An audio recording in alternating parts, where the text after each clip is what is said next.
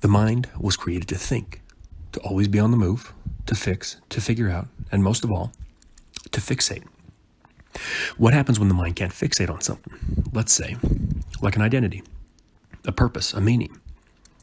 It feels lost, it feels scared, it feels depressed. That lost feeling will create anxiety, a sense of loneliness, dread, as once where it had fixated on a job, a person, an identity, just something to drive it forward as all humans want. It is now an open space without the ability to fixate. Guess what most people do on the spiritual path when they fixate? The spiritual path, awakening, enlightenment.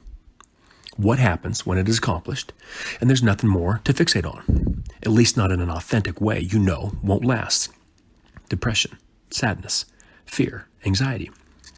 This is until they realize what is going on, and if you had a good teacher, they warned you about this on the way up.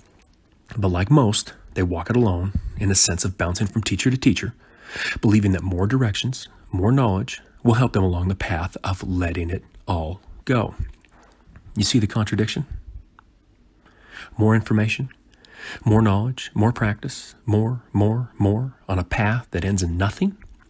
As a great teacher once said, enlightenment is the ego's greatest disappointment. And nothing, and I mean nothing, could be more true. With all of the above just said, can you see the correlation why more and more people seem to be slipping into an identity crisis on this planet? More depression, more anxiety from confident, well put together humans?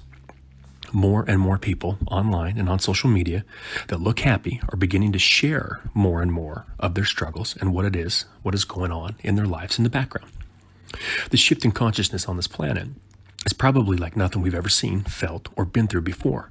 And it is taking what once was a solid foundation, a solid identity, a solid set of beliefs, and making us doubt them, lose them, and having us hurrying to find that next foundation, that next identity, and that next set of beliefs. Is it ever a wonder why it only took 15 years for you to get bored at a job, but the next adventure only took 5 years for you to get bored and give up, and the one after that was boring only after 6 months? It is because the mind and the ego begins to lose its battle to fixate. As you start to gain more clarity and your consciousness rises, and like most, if this isn't a part of your teaching, your readings, or your overall general understanding of what's going on, it can be quite frightening. Now most, they will find a new identity to lean on in this life. Nothing wrong with that. Nothing to fear. But there are some who came into this incarnation a little further along on the clarity scale. That identity will not be found at the level of the mind.